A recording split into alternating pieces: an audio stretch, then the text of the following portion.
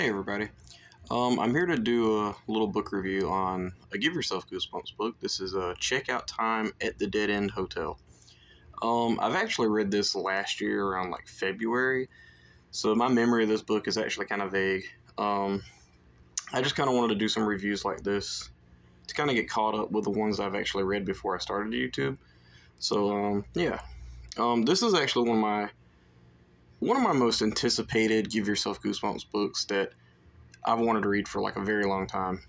Um, I've seen this floating around for years on internet and stuff, and it kind of reminds me of like The Shining, and that's kind of how I figured the book would be like. I've never actually read The Shining. I've seen the movie. It's nothing really like that. I guess certain aspects it is kind of like that.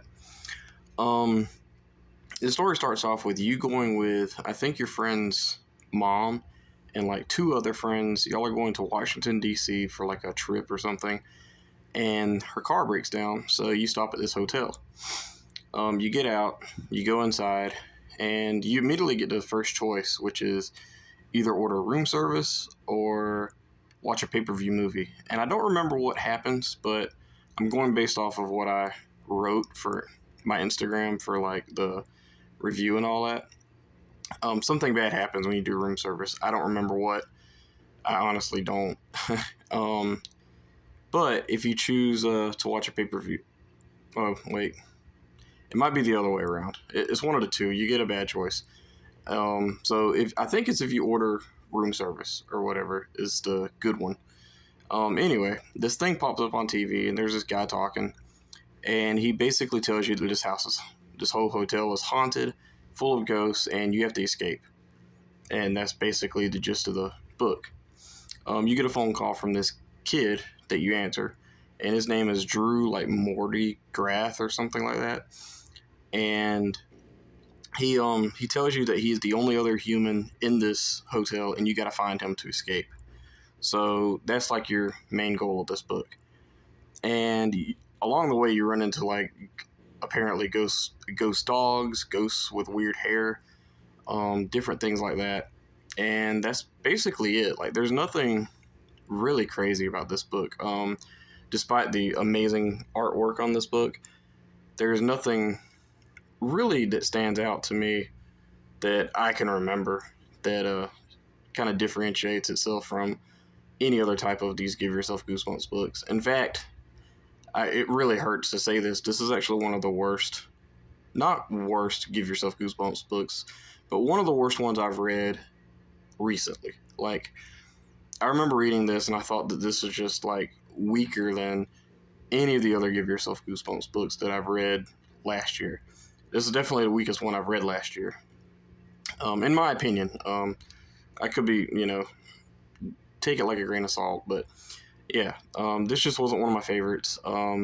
It's mostly just ghosts. Like, from what I remember, I think a lot of the endings are the same. It's very repetitive. There's no really pacing towards this book. It's like the first choice or second choice, third choice, you run into a ghost. Like, it's immediately. And I understand this is a Give Yourself Goosebumps book, so that's gonna happen. But I would have liked to explore the hotel a little bit more and different things like that. Like, get more of a background. In fact, there's somewhere you find like people died in this hotel, and they say like a whole family was massacred, right? And that's basically it. It doesn't say how. It doesn't give no kind of creative way that they died or anything like that. It just says that they died. That's it. Like, it was like they were scared to really do anything with that. There's also a lot of these type of books have different monsters and stuff. Like, there'll be like a book about werewolves or something,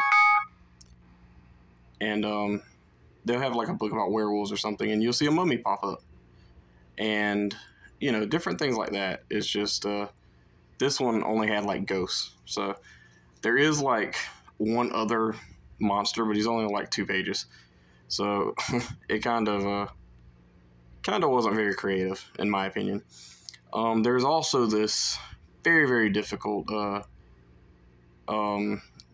ending that you have to get, where you have to find this smelly ghost which I don't even remember where Smelly Ghost is at. I think he's in like the elevator, if I remember right. I could be wrong.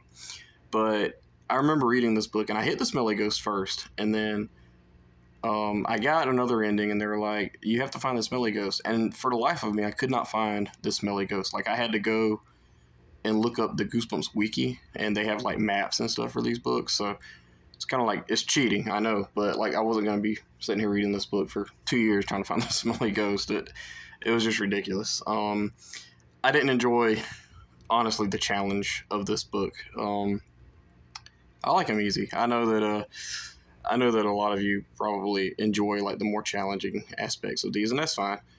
I could understand like being that way, you know, with like video games and stuff like that, but I just wanted to hurry up and finish this, and it just wasn't working.